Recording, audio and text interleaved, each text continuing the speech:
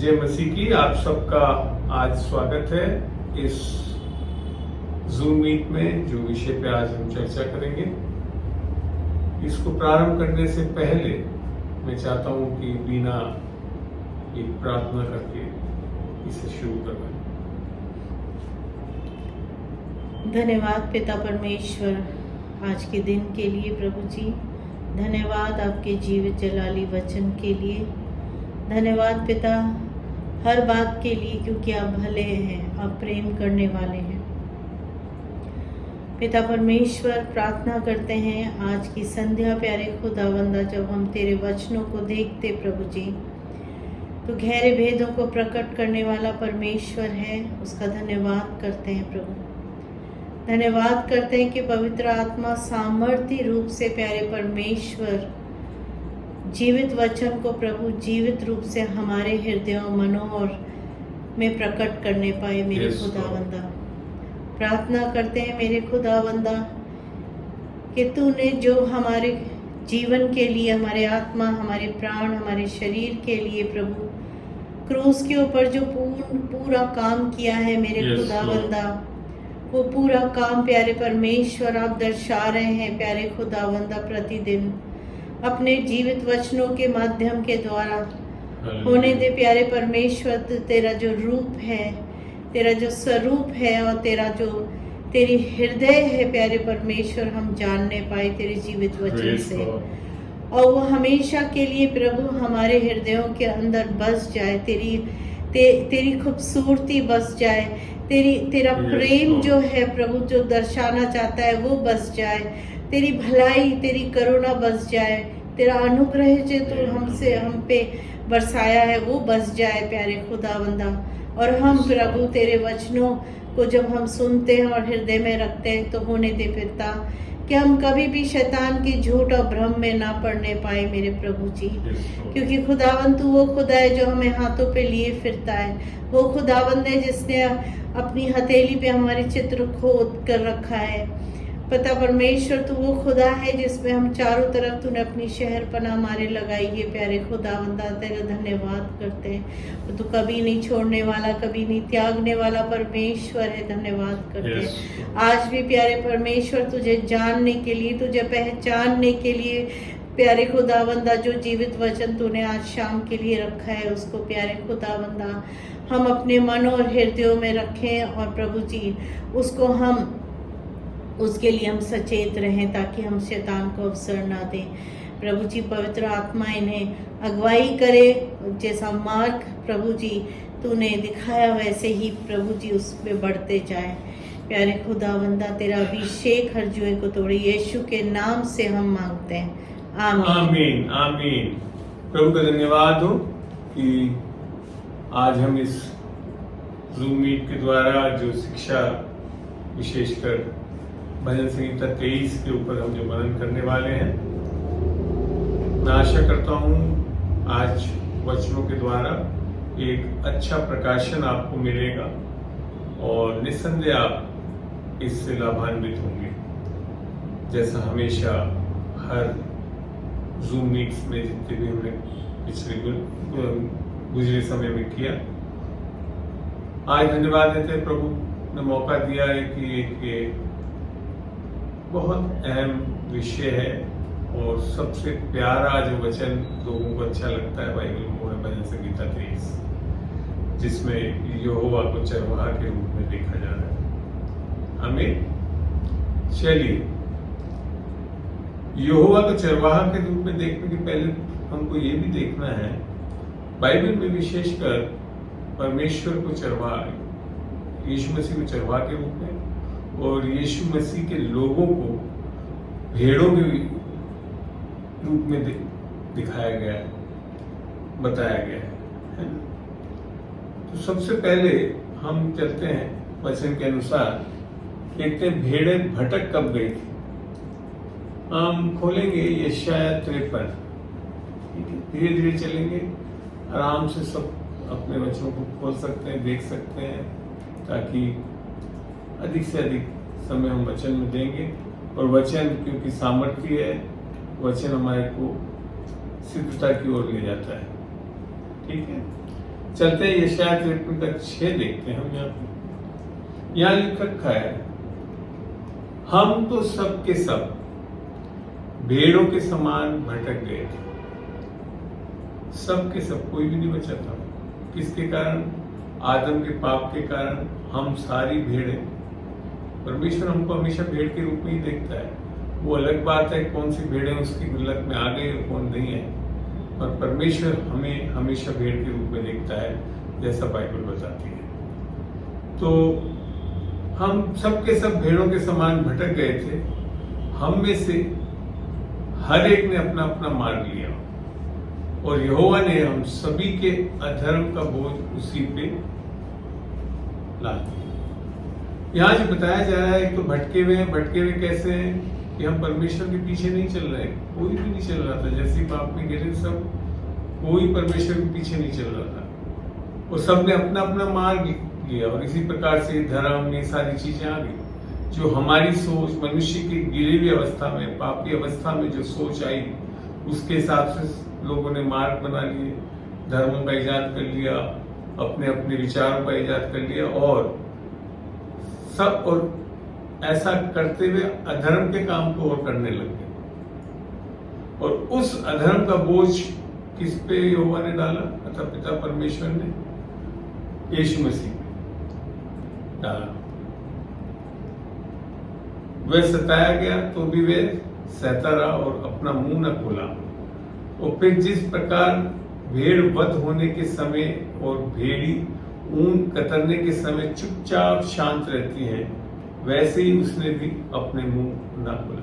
तो सबसे पहले बाइबल में यीशु मसीह को भी भेड़ माना गया है, भेड़ के समान संबोधित किया।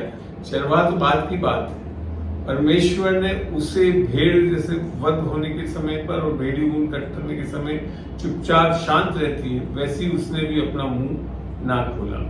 तो इसके लिए ये जो रिश्ता है भेड़ और चरवाहा का, ये बाइबल में बहुत गहरा है, ठीक है ना। तो सबसे पहले यीशु मसीह स्वयं भेड़ बना है, ठीक है। और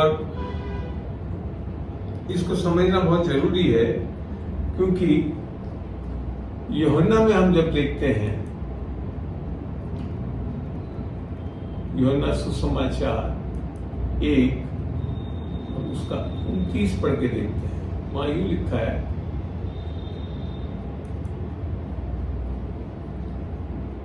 दूसरे दिन, यूहन्ना बोल रहा है, दूसरे दिन उसने यीशु को अपनी ओर आते देखकर कहा, देखो ये परमेश्वर का मेमना है जो जगत के पाप हरता है।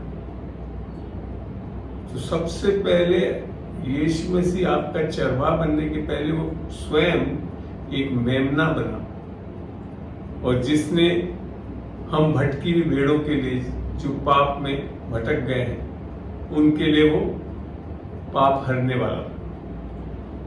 तो जब तक इस चीज को हम नहीं समझेंगे, तो आप भजन संहिता 23 को भी संपूर्ण रीति से समझ नहीं पाएंगे। तो हमको आज कोशिश यही करेंगे कि हम वचन से पहले तो ये मेमना और ये चरवाहा जो है, तो यीशु मसीह दोनों हैं बाइबल में जैसे बताया गया, उसके बारे में और मनन करते हैं और फिर आगे। तो सबसे पहली चीज हुआ वो परमेश्वर का मेमना बना, ताकि जगत के पाप को हरता रहे। जगत को, सबको परमेश्वर एक तरह से भेड़ की तरह देखता है। भटके भी भेड़े हैं, संसार पूरा भटक चुका है, परमेश्वर को, सच्चे परमेश्वर को जान नहीं पा रहा है, और इसके लिए तो खुद मेमना बना ताकि हम उससे जुड़ सकें।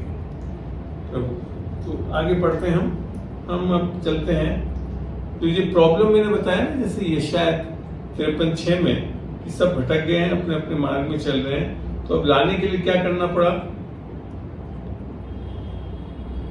परमेश्वर स्वयं हमारे को ढूंढने निकला। इसको पढ़ते हैं हम लूका में, लूका 15 खोल रहा हूं मैं, लूका का 15।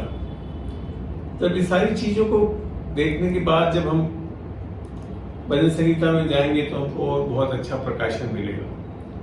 यहां पे भी यीशु मसीह स्वयं कह रहा है, तुम में से कौन है जिसकी 100 भेड़ें हैं हो और उनमें से एक खो जाए तो 99 को मैदान में छोड़कर उस खोई हुई को जब तक मिल न जाए खोजता ना रहे। यहां दोनों चीज दर्शाया हुआ है, एक चरवाहा है और उसकी भेड़ें खो गई और एक भेड़ को अभी खाली बता रहा है। उनमें से एक खो जाए तो वो 99 को मैदान में छोड़कर किसी उसमें लिखा था जंगल में छोड़ के, अर्थात खुले में छोड़ के चला जाता है। उस खोई हुई को जब तक मिल न जाए खोजता ना रहे। अक्सर हमारे दिमाग में ये रहता है कि हम लोग परमेश्वर को ढूंढ रहे हैं। बाइबल के हिसाब से परमेश्वर भेड़ों को ढूंढ रहा है, हमको ढूंढ रहा है, क्योंकि हम तो भटके हुए हैं। अभी हमने पढ़ा है शायद हम सब भेड़ के नाई भटक चुके, अपने अपने राह चल रहे हैं। तो ऐसी भेड़ों को ढूंढने के लिए वो निकलता है और तब तक जब तक कि वो ना मिल जाए वो खोजता रहता है। हमें ये है एक चरवाहा का गुण। चरवाहा अपनी भेड़ों को बहुत प्यार करता है, जब भी तो ढूंढ रहा है। फिर लिखा 15:5 में, और जब मिल जाती है तब वे बड़े आनंद से उसे कांधे पर उठा लेता है। आप और हम अगर ऐसे चरवाहा हों और हमारे 100 भेड़ों में से एक भेड़ खो जाए तो शायद ही हम ढूंढने जाएं, इससे ही हम संतुष्ट हो जाएंगे, 99 तो हमारे पास है। पर ये चरवाहा जो कि स्वयं यीशु मसीह है, वह ढूंढता है ढूंढता है ढूंढता है और फिर जाकर उसको मारपीट नहीं करता है, उसे कांधे पे उठा लेता है और आनंद करता है। बाइबल में हिसाब से जब ये परमेश्वर यीशु मसीह को जब इसकी भेड़ मिल जाती है तो नाराज नहीं हो रहा है, वो आनंदित होता है। ये है वो परमेश्वर का प्रेम। इसके बारे में आप परमेश्वर के प्रेम के बारे में कभी भजन संहिता 1 कुरिन्थियों 13 का पढ़ के देखना, 4 से लेकर 6-7 तक, तो वहां परमेश्वर का प्रेम दर्शाया गया। वहां पे पूरा प्रेम इस चरवाहा में दिखाई देता है, जो उसको उठाकर आनंद कर रहा है। हमको उठाकर वो आनंदित होता है। हम जब मिल जाते हैं उसको तो वो बहुत आनंदित होता है और घर में आकर मित्रों और पड़ोसियों को इकट्ठा करके कहता है मेरे साथ आनंद करो। खाली खुद आनंदित नहीं होता है, आसपास के सब लोगों को बुलाकर वो आनंदित होता है। अब आपको समझ में आ रहा है कि जो चरवाहा भजन संहिता 23 में दाऊद जो बता रहा है, उसका नेचर, उसका स्वभाव कैसा है, कैसे वो हमारे लिए तरसता है, ढूंढता है और हमको बिना ढूंढे छोड़ता नहीं। हमें ऐसा है वो ये चरवाहा। और यहाँ पे फिर वो मन फिराने के बारे में कहता है, मैं तुमसे कहता हूं कि इसी रीति से एक मन फिराने वाले पापी के विषय में स्वर्ग में इतना ही आनंद होगा।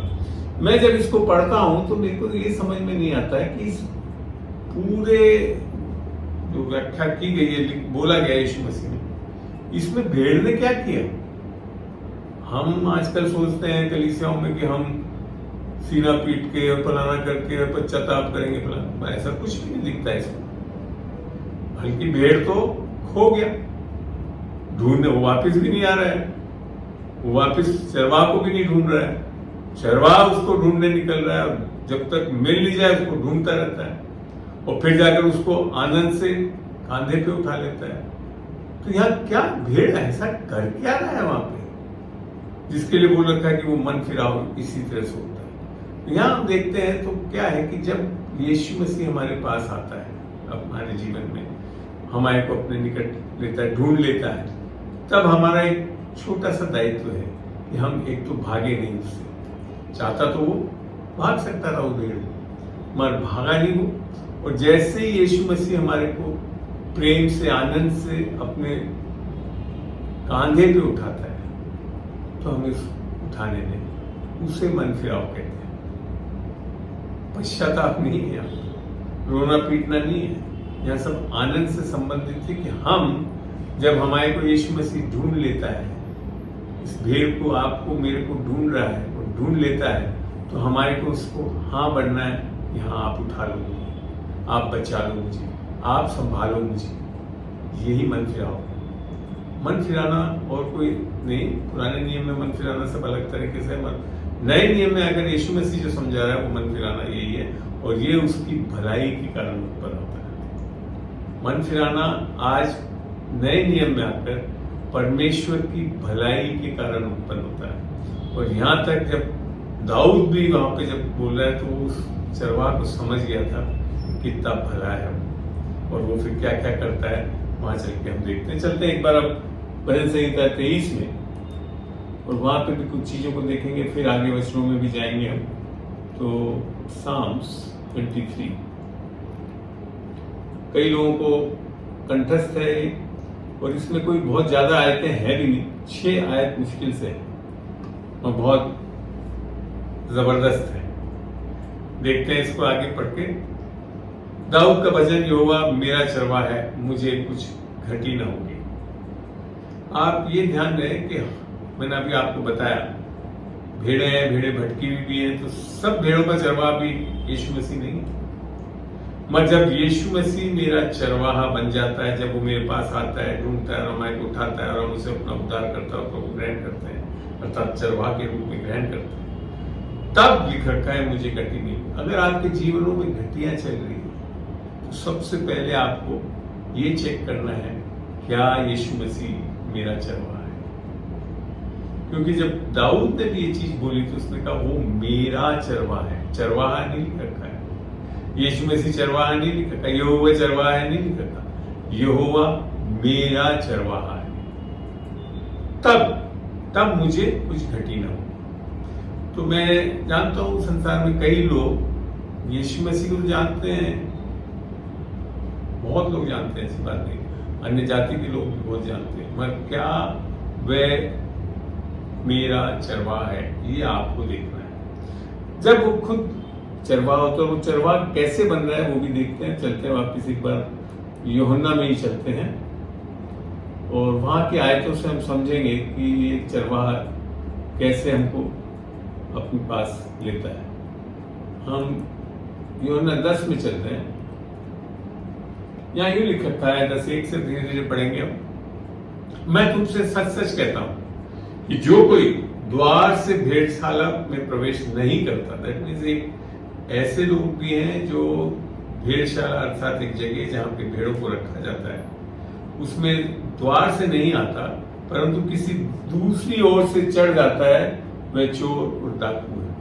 वो वास्तव में चरवाहा नहीं है। चरवाहा कहां से आएगा भेड़शाला में? हमेशा दरवाजे से जगह से इधर से उधर से कूदते हैं। और ऐसी चीजें हम भी देखते हैं कि हम जब परमेश्वर की भेड़ें हैं तो हमारे को चुराने के लिए अभी भी कोशिशें रहती हैं। और वो कौन है? वो चोर और डाकू है, अर्थात शैतानी ताकतें जो परमेश्वर की भेड़ को चुराना चाहती है। मैं आगे चल के आपको इतनी अच्छी प्रॉमिसेस दिखाऊंगा कि जिस चरवाहा के पास आए वो कैसे रखता है। फिर आगे लिखता है 10:2 में, परंतु जो द्वार से भीतर प्रवेश करता है वे भेड़ों का चरवाहा है। कौन है भेड़ों का चरवाहा? वे जो द्वार से भेड़शाला में आता है, अन्यथा कौन है? डाकू लुटेरे हैं। तो हमको हमेशा ध्यान रखना है अपने जीवन में, जब हम चलते हुए हमारे ऊपर भी शैतानी ताकत वाले लोग हमको परमेश्वर के विश्वास से हटाने के लिए, करने के लिए कोशिश करेंगे, पर हमारे को किसके भरोसे चलना है वो आगे बताता है। 10:3 में लिखा है उसके लिए द्वारपाल द्वारा द्वार खोल देता है। देखिए, यीशु मसीह के लिए जो सही चरवाहा है उसके लिए द्वारपाल, असल में परमेश्वर स्वयं, पिता परमेश्वर हमारे के लिए द्वारपाल का काम करता है और वो उसके लिए द्वार खोल देता है और भेड़ें उसका शब्द सुनती हैं। ये आप जानते, जब आपका चरवाहा यीशु मसीह है तो आप उसकी भेड़ हैं और आप उसकी शब्द को सुन सकते हैं। यहाँ ये नहीं लिखा है उसकी भेड़ें उसका शब्द सुनना सीखती हैं, ऐसा नहीं लिखा। भेड़ें उसका शब्द सुनती हैं। ये रिश्ते का मामला है, क्योंकि आप जानते हो जब हमारा उद्धार अर्थात किसी के द्वारा वो हमारा चरवाहा बनता है, वो हमारे हृदय में आकर वास करता है और हमारे हृदय में परमेश्वर पिता परमेश्वर यीशु की आत्मा आकर वास करती है और इसके लिए सीधा हमारी आत्मा से बातचीत कर सकती है। इसके लिए हम उसकी शब्द को सुन सकते हैं और वह अपनी भेड़ों का नाम लेकर बुलाता है और बाहर ले जाता है। आपको मैं अपनी गवाही बताऊं, मैं भी जब शुरू में आया प्रभु में आया तो एक बहुत धीमी आवाज हमेशा मेरे को बोलती थी, बेटा बेटा इधर चलो, ऐसा करो, आज वचन पढ़ो। वो बेटा शब्द जो था वो मैं निस्संदेह आज भी सुनता हूं परमेश्वर से और मैं मानता हूं उस तरह से परमेश्वर मुझसे बातचीत करता है, नाम लेकर बुलाता है और बाहर ले जाता है। अब आपको एक जगह सीमित नहीं रखता। भेड़ पालक आपको या चरवा जो है वो आपको एक जगह सीमित नहीं रखता, वो आपको बाहर ले जाना चाहता है। और बाहर क्यों ले जाना चाहता है? और जब वह अपनी सब भेड़ों और एक दो भेड़ों को नहीं, उस सबको लेकर चलना चाहता है। परमेश्वर की कलीसिया, यीशु की कलीसिया ऐसी होती है कि वे सब एक साथ चलने वाली होनी चाहिए। हमें बहुत बड़ा भेद है, इसको समझना चाहिए। और जब वे अपनी सब भेड़ों को बाहर निकाल चुकता है तो उनके आगे आगे चलता है, आगे आगे। वैसे आप कभी देखोगे तो भेड़ों चरवाह लोगों को, मगर चरवाह हमेशा एक आगे रहता है, ग्रुप्स में चलते हैं, कुछ लोग पीछे से करते हैं, और मेन जो है वो चरवाह वो आगे चलता है, क्योंकि भेड़ें हमेशा किसी के पीछे चलने की आदत होती है। तो जब वो भटके भी थे तो क्या हुआ, अपनी अपनी तरह चलने लगे, किसी के पीछे भटकते हैं। तो यहाँ लिख रखा है तो उनके आगे आगे चलता है और भेड़ों उसके पीछे हो लेती हैं क्योंकि वे उसका शब्द पहचानती है। अर्थात ये चरवाहा है जो आपको चलाता है, बोलता है, बातचीत करता है आपसे, और इसके लिए आप उसके पहचानते हैं और पहचानते हैं इसके लिए आप उसके पीछे पीछे चल सकते हो। हमें क्योंकि आप जब चलना सीखते हो ऐसे, तो हम देखेंगे दूसरे यीशु मसीह ने एक बहुत बड़ी बात 10:5 में बताई, परंतु वे पराये के पीछे नहीं जाएंगी परंतु उससे भागेंगी क्योंकि वे परायों का शब्द नहीं पहचानते। पराये आकर हो सकता है आपसे कुछ बातचीत करे हैं और शैतान निस्संदेह आपसे बातचीत करता है, मगर आप पहचान जाओगे जब सच्चे चरवाह के भेड़ हैं तो। और इसके लिए आप उसके पीछे नहीं जाएंगे। जो टेम्पटेशन, जो ट्रायल्स हैं, जो लालसाएं देता है, वो कौन देता है? वो एक हमारे दिमाग में सोच देता है, शैतान ऐसा कर लो। मगर जब आपको पता है चरवाह कौन है, आपको पता है उसका शब्द क्या है, वचन क्या है, तो आप बहुत जल्दी समझ जाते हैं ये किसकी आवाज है। इसके लिए वचन को जानना बहुत जरूरी है और वचन को से हमारे बुद्धि को नया करना बहुत जरूरी है। आमीन। चलिए आगे देखते हैं। अब मैं वापिस आपको लेकर चल रहा हूं भजन संहिता 23 में। वहां जाकर देखते हैं जब वो चलाता है हमको, बाहर ले जा रहा है, तो वहां क्या क्या फायदे मिल रहे हैं हमको। ठीक है, भजन संहिता 23। इन चीजों को आप नोट करेंगे तो आप बहुत चीजें और गहराई से जान सकेंगे। सॉरी, हिंदी की बाइबल खोलता हूं जी। 23:2 में लिखा है जब हम उसके पीछे चलते हैं क्या फायदा मिल रहा है, यहां लिख रखा है 23:2 में। वह मुझे हरी हरी चराइयों में बैठाता है। सूखी सूखी चराइयों में नहीं ले आता हमारा यीशु। ये चरवाहा जानता है कि भेड़ों को हरी घास, हरी चराइयां पसंद है। हमें और फिर सुखदाई जल के झरनों के पास ले जाता है। सुखदाई जल के झरनों, एक्चुअली हिंदी में जो लिख रखा है झरने हैं, पर इंग्लिश में बड़ा अच्छा लगता है मेरे को। इसको एक बार दिखाता हूं आपको।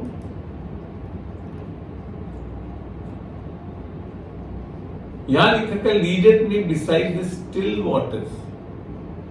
शांत जलों के पास ले आता है। इसको समझना है क्योंकि भेड़ों को सही में झरने या बहता हुआ पानी में जाने की इच्छा नहीं होती, डरते हैं वो। मतलब शांत जल होते हैं उसमें ले आता है यीशु। तो इंग्लिश में बहुत सही लिख रखा है। हिंदी के ट्रांसलेशन में सुखदायी जल लिख रखा है कि झरनों के पास ले चलता है, मगर वो वास्तव में क्या कह रहा है? स्टिल वाटर, जो पानी बहुत शांत है और साफ सुथरा हो, ऐसे जगहों में ले आता है। आमीन। चलिए फिर और देखते हैं। और जब वो लेकर जाता है ऐसे, तो वह मेरे जी में जी ले आता है। आपकी प्राण में प्रॉब्लम्स काफी रहती है, अशांति रहती है, डर रहता है, सब चीज रहती है, मगर जब हम चरवाह के पीछे चलते हैं और जब हरी चराइयों में अर्थात वचनों को वो देता है हमारे लिए, और शीतल जल जो वापस वचन के रूप में माना गया है बाइबल में, तो वो क्या करता है? हमारे जी को जी ले आता है, हम आनंदित हो जाते हैं, खुश हो जाते हैं, तृप्त हो जाते हैं। और ये इसके लिए करता है कि धार्मिकता के मार्गों में वह अपने नाम के निमित्त मेरी अगुवाई करता है। हम धार्मिकता के रास्तों पे नहीं चल सकते, पर जब चरवाहा के पीछे इसका शब्द सुनकर चलते हैं, तब हम परमेश्वर की जो धार्मिकता के मार्ग हैं और जो धार्मिकता के फल वाले मार्ग हैं, उस पे अपने नाम के निमित्त वो अगुवाई करता है। कितना प्यारा चरवाहा है! वो खाली आपको बचा भी नहीं रहा है, वो आपको चला भी रहा है, चला भी नहीं रहा है, वो आपको खिला रहा है, पानी सब चीज तो दे रहा है आपको, बहुत अच्छा स्रोत देता है। इसके लिए जब तक यीशु मसीह आपका चरवाहा नहीं बना है, तो आप भटके भी रहेंगे, परेशान रहेंगे, दुखों में रहेंगे, शांति नहीं रहेगी और धार्मिकता के मार्गों पे भी नहीं चल पाएंगे। हमें इसके लिए हमको समझना बहुत जरूरी है, क्योंकि यीशु मसीह हमें अपनी धार्मिकता दान में देकर चलाता है, और जब हम उसकी धार्मिकता के लेकर चलते हैं तो हम क्या हो जाते हैं? सही नियमित रूप से चलते हैं और जीवंत होकर चलते हैं। इसको एक बार वचन में जाकर देखते हैं। चलते हैं रोमियो 5। परमेश्वर की धार्मिकता जो दान है, हम कमा नहीं सकते, ये कई बार मैंने सिखाया भी है, और अब हम ये देखते हैं ये कैसे कार्य करता है। क्योंकि जब एक मनुष्य के, ये रोमियो 5:17 से मैं पढ़ रहा हूं, क्योंकि जब एक मनुष्य के अपराध के कारण मृत्यु ने उस एक ही के द्वारा राज्य किया, तो जो लोग अनुग्रह और धर्म रूपी वरदान अर्थात जो कमा नहीं सकते, तो अनुग्रह को और धार्मिकता को हम कमा नहीं सकते, बहुतायत से पाते हैं, वे एक मनुष्य के अर्थात यीशु मसीह के द्वारा अवश्य ही अनंत जीवन में राज्य करेंगे। अर्थात धार्मिकता का रास्ता क्या है? राज्य करने वाला रास्ता है। आमीन। तो ये कौन ले आ सकता है? केवल यीशु मसीह, जब हमारा चरवाहा, अन्यथा हम इस चीजों से भटके हुए हो सकते हैं। वापिस मैं लेकर चल रहा हूं आपको भजन संहिता 23 में। आगे आप बने रहिए और बहुत चीजें आज आप सीखिए इससे, ताकि आपको समझ में आए। तो यहाँ हमने पढ़ा, मेरी जी में जी ले आता है, धार्मिकता के मार्गों में वह अपने नाम के निमित्त मेरी अगुवाई करता है। कितना प्यारा अगुवा है, छोड़ता नहीं, हमेशा आगे चलता है, आपकी आगे पूरा लीड करता है। ये होता है सही चरवाहा। वो ऐसा नहीं कि थोड़ी देर चलाया और फिर छोड़ छाड़ के चला गया। वो आपको संसार के चरवाहों में मिल सकते हैं, मगर यीशु मसीह दिन रात आपको चलाना चाहते हैं। इसीलिए लिखा है ना रोमियो 8:14, जितने लोग पवित्र आत्मा के चलाए चलते हैं वो परमेश्वर के बेटे बेटी अर्थात परमेश्वर के मेमने हैं। हमें चलिए अब देखिए, यहां तक तो क्या कर रहा था? वो खुद कर रहा था, वह आपको खुद कहां ले आ रहा था? वह मुझे अर्थात परमेश्वर हरी हरी चराइयों में ले आता है, वह मुझे सुखदायी जल के झरनों में, वह जी में जी ले आता है। अब आगे आप जब देखेंगे तो वहां वह नहीं लिखा है, चाहे मैं घोर अंधकार से भरी हुई तराइयों में होकर चलूं। परमेश्वर आपको अंधकार की तराइयों में नहीं ले जा रहा है, आप स्वयं।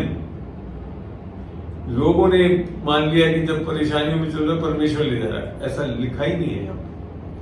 यहां लिखा, मैं घोर अंधकार से भरी तराई में होकर चलूं। मगर यहां पे भी क्या कर रहा है? तो भी हानि से न डरूंगा। क्यों नहीं डरूंगा? क्योंकि उस घोर अंधकार की तराई में जिसमें आप चले गए हैं, मेरे साथ रहता है। कौन? चरवा साथ चलता है, छोड़ता नहीं। आप जो कई बार कठिन परिस्थिति में आपके कारण जाते हैं, परमेश्वर के कारण नहीं जाते। लोग बात बोल देते हैं परमेश्वर हमारे को ले जा रहा है, नहीं, परमेश्वर हमेशा आपको हरी चराइयों में, शीतल जल के पास में अपनी धार्मिकता के राहों पे चलाना चाहता है और चलाता भी है। परंतु कई बार हम धोखा खा जाते हैं, शैतान की बातों को सुन लेते हैं और चीजों को करके हम अंधकार में अपने आप में चलने लगते हैं। कई कारण हो सकते हैं घोर अंधकार की भरी हुई तराइयों में जाने के, पर तब भी वो हमारा साथ नहीं छोड़ता, वो रहता है और वहां पे भी वो सांते और तेरी लाठी से मुझे शांति मिलती है। तो ये जो चीज है लाठी और सांते जो है, ये बेसिकली दो चीज मैं जो समझता हूँ। जो चरवाहा होते हैं, एक तो हरी चराइयों में उसको जो खींचना पड़ता है, कभी कभी चारा नीचे खींचना पड़ता है, वो तो इससे सोते से करता है। लाठी से क्या करता है, वो प्रोटेक्ट करता है आपको, भेड़ियों से उसको बचाए हुए रखता है। पर आज नए नियम में आकर ये जो चीज है वो किस तरह से कर रहा है, उसको पढ़ते हैं हम कैसे करवाता है आज परमेश्वर हमारे को, जो आज यीशु मसीह हमारा चल रहा है। देखते हैं तिमोथी, दूसरा तिमोथी चलते हैं और 3:17 ये देखते हैं। 3:16 और 17 पढ़ो। संपूर्ण पवित्र शास्त्र परमेश्वर की प्रेरणा से रचा गया और उपदेश और समझाने और सुधारने और धार्मिकता की शिक्षा के लिए लाभ है। आज हमारे को वो लट से नहीं मार रहा है, ऐसे नहीं कर रहा है, वो हमारे को हमेशा वचन से सिखाता है, उपदेश देता है, समझाता है, सुधारता है और धार्मिकता की शिक्षा के लिए लाभदायक है। वचन में से सिखाता है वो, और ताकि परमेश्वर का जन, परमेश्वर का मेमना, परमेश्वर का मेमना तो यीशु मसीह, हम जो उसके मेमने हैं, वो सिद्ध बने और हर एक भले काम के लिए तत्पर हो जाए। तो परमेश्वर का चलाने का तरीका कैसे है? वचन से, क्योंकि परमेश्वर का राज्य बिना वचन से चल ही नहीं सकता। ठीक है, अच्छा लगा यहां तक, समझ में आया आप लोगों को? वापिस मैं अब ले आ रहा हूं आपको भजन संहिता 23 में। भजन संहिता 23 में चलते हैं। किसी को कुछ पूछना है तो अपना माइक खोल सकते हैं और बात कर सकते हैं, नहीं तो मैं आगे लिखकर चलता हूं आपको। तो अंधकार की तराइयों में ले आने वाला कौन है? हम जाते हैं, मगर वहां पे भी वो हमारे साथ रहता है और हमारे को निकाल लाता है। अब यहां लिखा, तू मेरे सताने वालों के सामने मेरे लिए मेज बिछाता है, तूने मेरे सिर पर तेल मला है, मेरा कटोरा उमड़ रहा है। यहां पे एक चीज समझने वाली है, आज नए नियम में आकर सताने वाला कौन है? हमारा लोग नहीं, ये मान के चलिए शैतानी ताकतें। हमारी लड़ाई लोगों से, मांस और लहू से नहीं है सताने वाले, मगर शैतानी ताकतें ऐसे लोगों के द्वारा ही काम करती है। तो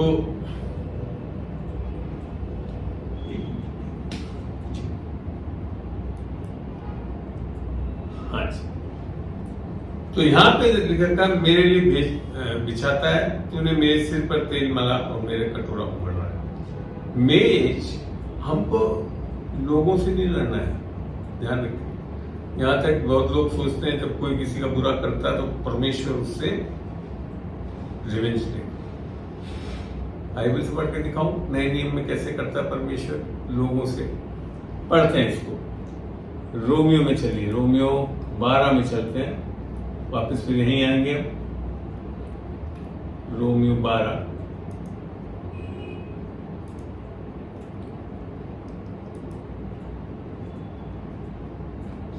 क्या लिखा 12:19 में, हे प्रियो अपना बदला ना लेना, परंतु परमेश्वर को क्रोध का अवसर दो, क्योंकि लिखा है बदला लेना मेरा काम है, प्रभु कहता है मैं ही बदला लूंगा। इसको आधा अधूरा पढ़ के लोग सोचते हैं परमेश्वर कुछ ना कुछ बुरा करेगा बदला लेने के लिए लोगों के साथ। आगे की आयत को पढ़ोगे जब समझ में आएगी वो बदला लेता कैसे वास्तव में। परंतु जब शब्द आया तो मैंने ये आयत 19 से जुड़ी हुई है। यहां लिखा है यदि तेरा बैरी भूखा हो तो उसे अब समझ में आ रहा है वहां पे वो क्यों मेज रखवा रहा है। भूखा हो तो उसे खाना खिला, यदि प्यासा हो तो उसे पानी पिला, क्योंकि ऐसा करने से तू उसके सर पर आग के अंगारों को ढेर लगाएगा। परमेश्वर क्रोध से नहीं लेता बदला, आपसे ही प्रेम में चलवाकर, उसका प्रेम ही ऐसा। वास्तव में परमेश्वर को हमसे प्रेम करना ही नहीं चाहिए, क्रोध करना चाहिए। भटके हुए, गलत कर रहे, सब कुछ तो कैसे करा उसने? गया, ढूंढा, उठाया, ऊपर उठाकर रखा, आनंदित हुआ। तो वो हमसे भी वही चाहता है। हमको अपने बैरियों से लड़ना नहीं है, उसके पीछे जो शैतानी ताकत है उससे लड़ना है, और उससे तो खूब घमासान युद्ध करनी चाहिए बाइबल में। मगर लोगों के साथ कैसे होना है? हमको भूखा हो तो उसको खाना खिला, यदि प्यासा हो तो उसे पानी पिला, क्योंकि ऐसा करने से तू उसके सिर पर आग के अंगारों का ढेर लगाएगा। आमीन। और फिर आगे बहुत स्पष्ट लिख दिया, बुराई से ना हारो, परंतु भलाई से बुराई की जीत। ये सीख समझना बहुत जरूरी है। हम लोग को बदले से बदला नहीं लेना, लोगों ने बुरा कर, हमको भलाई ही करनी है, प्रेम ही दिखाना है। परमेश्वर का प्रेम लोगों को बदल देता है। और लिटरली जब आप परमेश्वर के प्रेम से चलोगे तो अंगारे रखोगे उन लोगों के सर पे। एकदम से उनको समझ में नहीं आएगा ऐसा क्यों कर रहा है, जबकि मैं तो इसको परेशान कर रहा हूँ तब। और ये मैं आजमा चुका हूँ अपने ऑफिस प्लेसेस में, सब जगह। ये बिल्कुल सही ऐसे ही काम करता है। आमीन। तो आप समझ में आया मेज क्यों लगवा रहा है परमेश्वर वहां पे? भजन संगीता में चलते हैं वापिस, हम भजन संगीता में वापिस हम चल के देखते हैं आगे थोड़ा सा, और फिर उसको हम और चीजें भी सीखेंगे। 5 में चलते हैं। तू मेरे सताने वालों के सामने मेरे लिए मेज बिछाता है, तूने मेरे सिर पर तेल मला है, मेरा कटोरा उमड़ रहा है। नए नियम में आकर आपको पता है कि परमेश्वर जो तेल मला है, ऐसा अभिषेक दे रहा है, वो वास्तव में हमारा उद्धार है। जब हम परमेश्वर की आत्मा की छाप पाते हैं अपनी आत्मा में, और उससे हमारा उद्धार होता है और हमारा संबंध हो जाता है, और परमेश्वर की सामर्थ हमारे अंदर होती है। और फिर मेरा कटोरा उमड़ रहा है, वो है दूसरा स्टेप, जब हमारे को आग का बपतिस्मा अर्थात पवित्र आत्मा का पूर्ण रूप से हमारे ऊपर कब्जा करना, और फिर वो हमारे अंदर से उमड़ के निकलना है। जल के सोते निकलेंगे, यीशु मसीह ने कहा था यूहन्ना 7 में, मेरे पास आओ और मुझसे पवित्र आत्मा मांगो और मैं भरूंगा और तुम्हारे अंदर से नदियां निकलेंगी करके। तो वो चीज यहाँ पे दाऊद को शायद पूरा प्रकाशन नहीं था जो नए नियम में होने वाला है, मगर इतना पता था कि वो उमड़ रहा है, अर्थात हमारे अंदर से परमेश्वर का सामर्थ उमड़ने लगेगा। आमीन। फिर लिखेगा 23:6 में, निश्चय, कोई डाउट ही नहीं है, भलाई और करुणा जीवन भर मेरे साथ बनी रहेगी। ये क्यों बोल रहा है दाऊद? क्योंकि दाऊद को पता है कि परमेश्वर की योजना, जो कि 29 यिर्मयाह देखते हैं, यिर्मयाह में चल के देखते हैं, यिर्मयाह 29 का 11 पढ़ेंगे। वहां यूं लिखा हुआ है, क्योंकि यहोवा की ये वाणी है कि जो कल्पनाएं मैं तुम्हारे विषय करता हूं उन्हें मैं जानता हूं, वे हानि की नहीं वरन कुशल ही शब्द समझते हैं, अर्थात और कुछ हो नहीं सकता, कुशल ही की है, और अंत में तुम्हारी आशा पूरी करूंगा। ये समझने वाली बात है। कुछ भी जो चीजें हानि की, दर्द की, दुख की जो हमारे जीवन में आ रही, वो परमेश्वर की नहीं है, वो शैतान ही है। शैतान के लिए लिखा है, यूहन्ना 10 में पढ़ेंगे भी हम, वो चोर चोरी करने, नाश करने का आता है। परंतु जो परमेश्वर की योजनाएं जो है वो सब कुशल ही की है, हानि की है ही नहीं। मैं तो कहता हूँ अगर परमेश्वर चाहता तो यहाँ लिख देता कुशल ही की है, तो उससे ही समझ जाना चाहिए। और उसने उसको भी स्पष्ट कर दिया, हानि की तो है ही नहीं। मैंने आप कभी सोच ही नहीं सकते कि ये जो बुरी चीज मेरे से बात हो रही है, ये किसकी है? परमेश्वर की ओर से। संभव है ही नहीं। परमेश्वर यीशु मसीह को ऐसा अभिषेकित करा परमेश्वर ने कि वे जाता और शैतान के सताए हुए लोगों को चंगा फिरता रहता है। सताने वाला कौन है? हानि करने वाला कौन है? शैतान। और यीशु मसीह जो सही चरवाहा है, वो अपनी भेड़ों को क्या करता है? हमेशा कुशल ही रखता है। तो ये चीज वहां पे भजन संहिता में पौलुस दाऊद को समझ में आ गई थी, और दाऊद ने इस चीज को वहां प्रकट करा 6 में, और वहां ये लिखा है निश्चय भला, निश्चय, वहां लिखा था कोई हानि की है ही नहीं, तो निश्चय भलाई और करुणा जीवन भर मेरे साथ बनी रहेगी और मैं यहोवा के धाम में सर्वदा वास करूंगा। यहोवा का धाम उस जमाने में मंदिर को बोला जाता था, जगह में जाकर वास करते थे। आज क्या कर दिया परमेश्वर ने, नए नियम में आकर देखते हैं, अब वो परमेश्वर उस अंदर पवित्र स्थान में ही नहीं रहा। आज कहाँ आ गया वो परमेश्वर? पहला कुरिन्थियों में पढ़ के देखते हैं।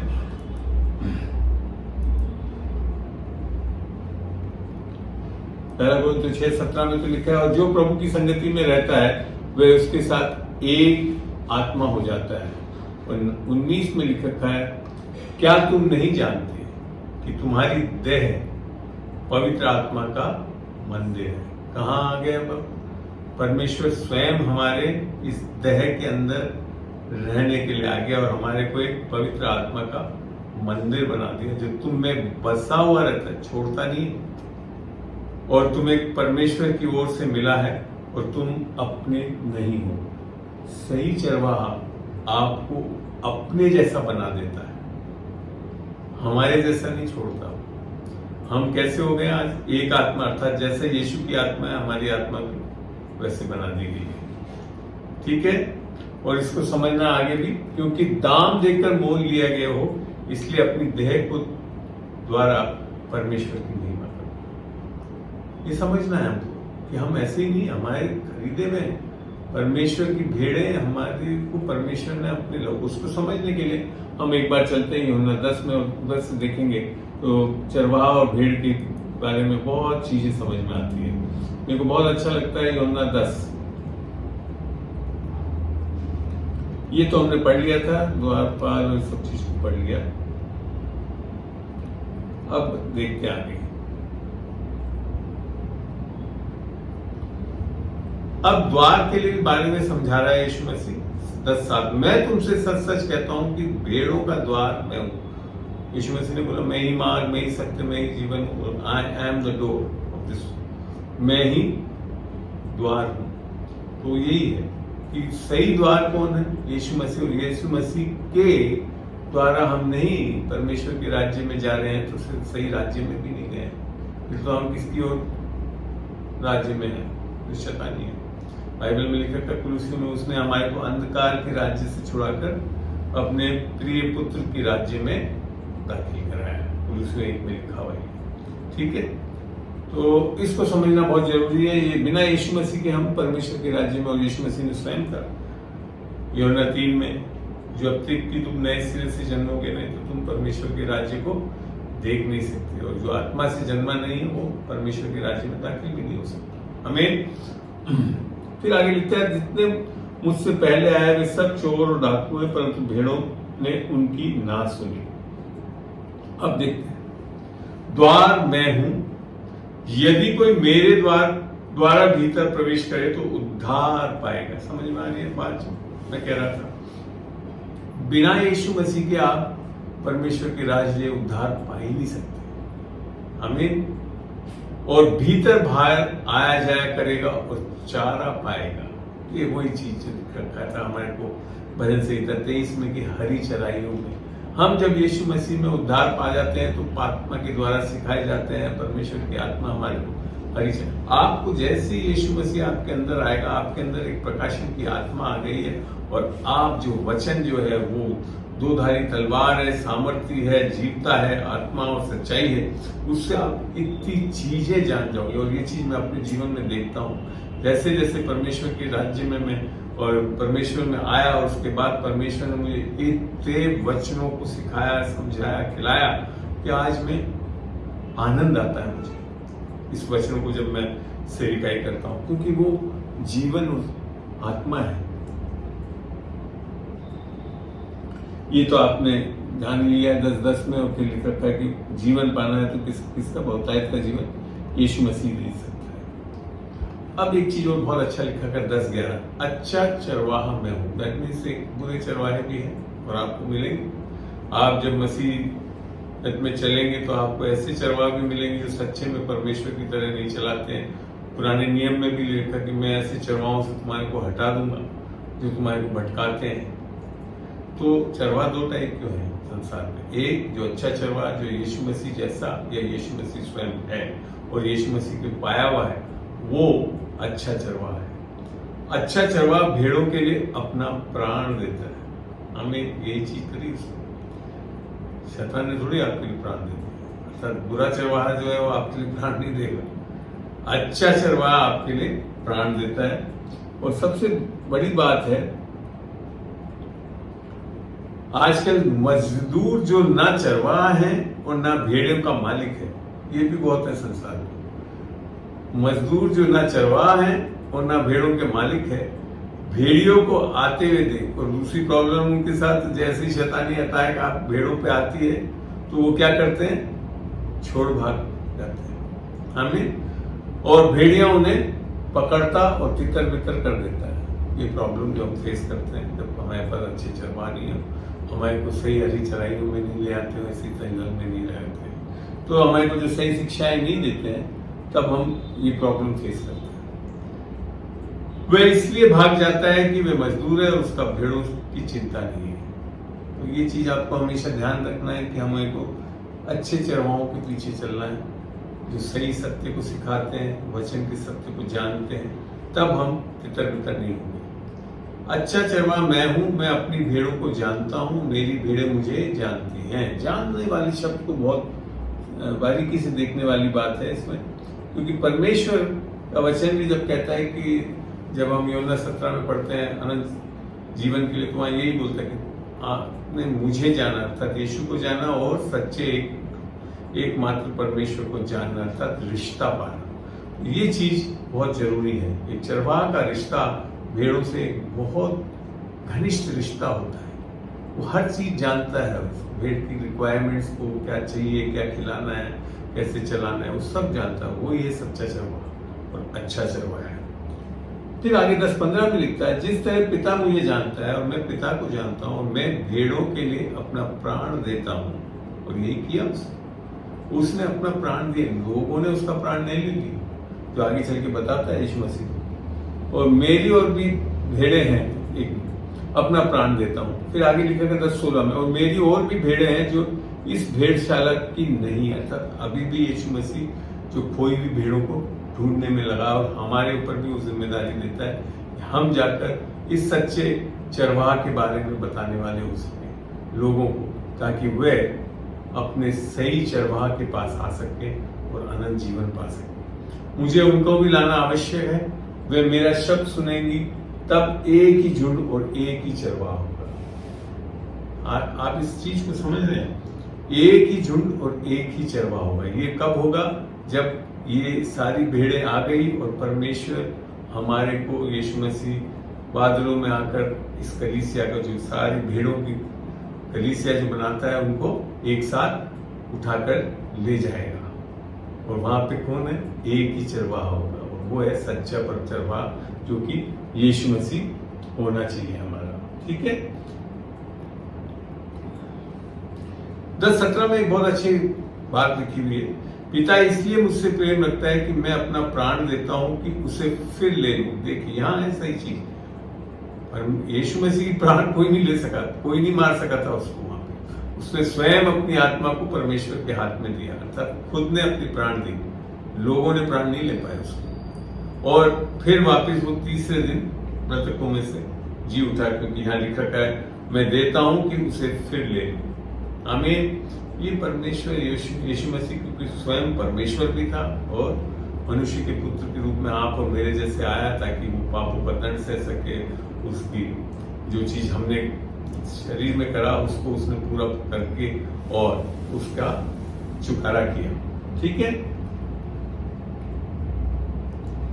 10-18 में क्या चीज लिखा है? कोई उसे, अर्थात भेड़ों को जो उसके पास आ गए हैं, जो उद्धार पा चुके हैं। हम लोग को बहुत लोग बोलते हैं उद्धार हो जाएंगे, ऐसा नहीं लिख रखा है। कोई उसे मुझसे छीनता नहीं, वरन मैं उसे आप ही देता हूं। मुझे उसके देने का, ये अपनी जान के बारे में लिख रखा है, और उसे फिर लेने का भी अधिकार है। ये आज्ञा मेरे पिता से मुझे मिली है। ठीक है।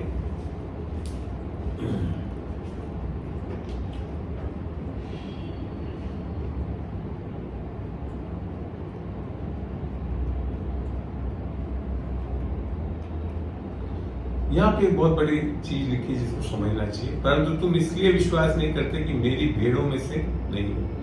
आप आज भी देखते हैं बहुत लोग यीशु मसीह पे विश्वास नहीं करते। वैसे तो सब भेड़े हैं पर नहीं करते।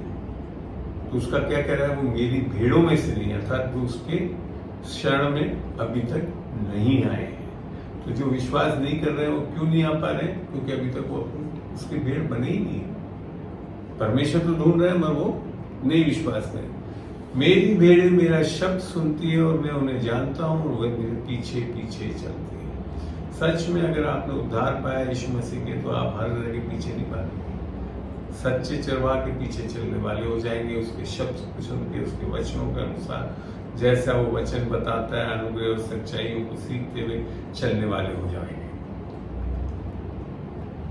और ये बोलता है, मैं उन्हें अनंत जीवन देता हूं और वे कभी नाश नहीं होंगी। कभी।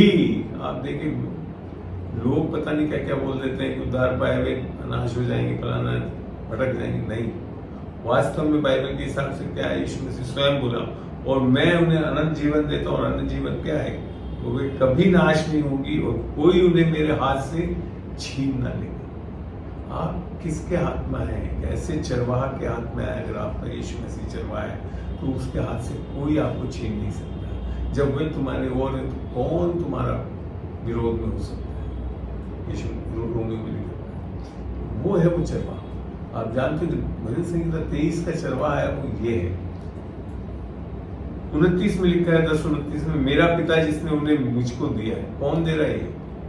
द्वारपालक द्वार खोल रहा है, आने दे रहा है और उनको यीशु मसीह को दे रहा है। सबसे बड़ा है और कोई उन्हें पिता के हाथ से छीन नहीं सकता। तो केवल आप यीशु मसीह की हाथ में नहीं, पिता परमेश्वर के हाथ में आ गए हैं और आपको संसार की कोई ताकत उससे छीन नहीं सकती। आमीन। ये है चरवाहा, ये है रिश्ता हमारा उसके साथ। चलिए ठीक है, अब एक दो चीजें और देखते हैं।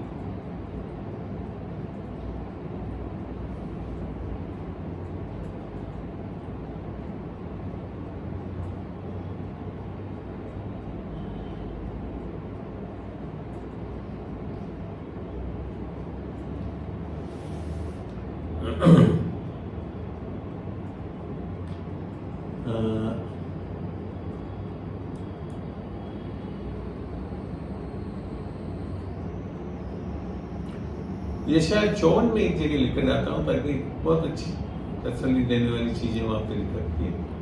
ये शायद 54 में मैं आपको ले आ रहा हूँ।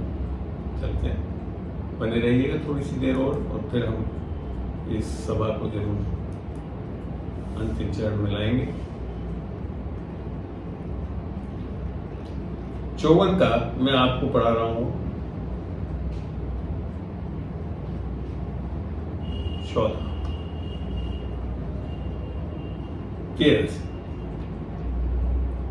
तेरे सब लड़के यहोवा के सिखाए हुए होंगे। अगर हमारा यीशु मसीह चरवाहा है तो हम किसके सिखाए होंगे? यहोवा यीशु मसीह के सिखाए हुए, और उनको बड़ी शांति मिलेगी। जब यीशु मसीह आपका चरवाहा है तो वो स्वयं शांति देता है।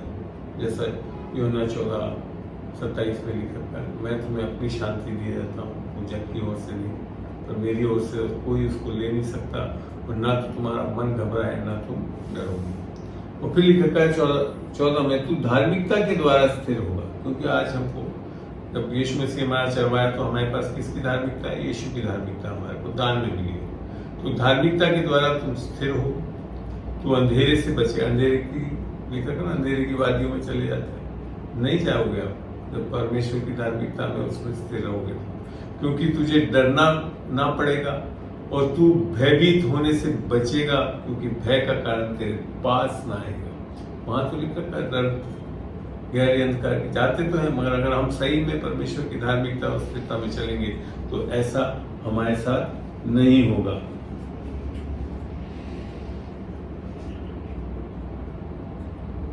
तो यहां पे मैं जैसे आज समझा पाया कि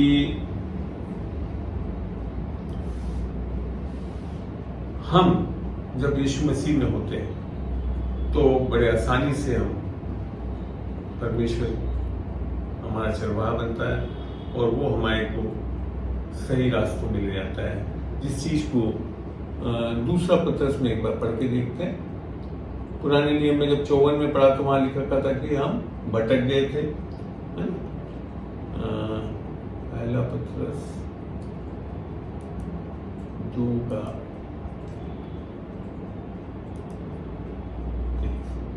23-24 और आगे पढ़ते हैं। यहाँ लिखा है, वह गाली सुनकर गाली नहीं देता था और दुख उठाकर किसी को भी धमकी नहीं देता था, पर अपने आप को सच्चे न्याय के हाथ में सौंपता था। वह आप ही हमारे पापों के को अपनी देह पर लिए क्रूस पर चढ़ गया, जिससे हम पापों के लिए मर करके धार्मिकता के लिए जीवन बिताएंगे। पाप में नहीं जीवन बिताएंगे, धार्मिकता के लिए जीवन बिताते हैं। ये तब जब हमारा यीशु मसीह चरवाहा हो जाता है। उसी के मार खाने से तुम चंगे हुए। और फिर आगे क्या लिखा था 25 में, क्योंकि तुम पहले भटकी हुई भेड़ों के समान थे। यशायाह 53 में हमने पढ़ा था ये। पर अब अपने प्राणों के रखवाले और चरवाहा के पास फिर लौट आएगा। तो भजन संहिता 23 कब कंप्लीट हो रही है? आज नए नियम में आकर, जब हम सच्चे चरवाहा के पास आते हैं, तब हमारे अंदर गति नहीं होती, तब हम आशीषित हो जाते हैं और बहुत सी चीजें हैं जो यीशु मसीह में हम पाते हैं। तो ये चीज जानना बहुत जरूरी है। और ये पूरा कैसे हुआ? क्रूस पे किए गए कार्य के कारण यीशु मसीह ने अपनी भटकी हुई भेड़ों को वापस अपनी ओर बुला लिया और सही चरवाहा जो हमारा शेपर्ड है उसके पास हम आ चुके हैं और हम आराम से उसमें चल सकते हैं। ठीक है, तो मैं चाहूंगा कि अब इस समय इस शिक्षा को अंत करूं और अभी आपको किसी को कुछ सवाल पूछना है, जो भी जुड़े हुए हैं, अगर कोई सवाल पूछना चाहते हैं तो अपना माइक ऑन करके पूछ सकते हैं। मैं 2 मिनट देता हूं आपको, जो भी जुड़े हुए हैं वो पूछ सकते हैं।